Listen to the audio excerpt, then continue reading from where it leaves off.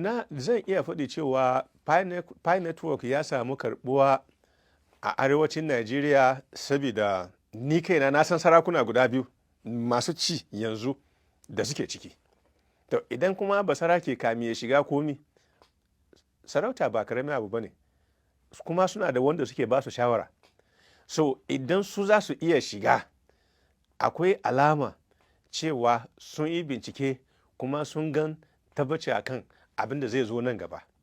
Shi yasa na gan cewa mutane da yawa daga arewacin Najeriya sun shiga.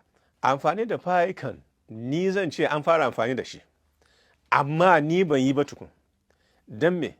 Kamar yadda na faɗa ɗazu, ni ina da su matakai guda 8 da mutum zai bi har a yi mafi abin da yake da shi daga testnet zuwa mainnet.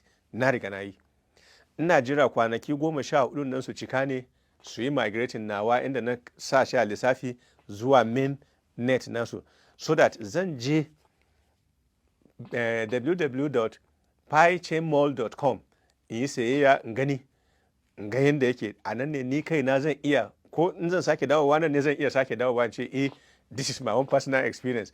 Don me mutane su samu kwanciyar hankali akan wahalan da aka yi da hakuri da aka yi tun wajen shekara 1 ko da rabi baya.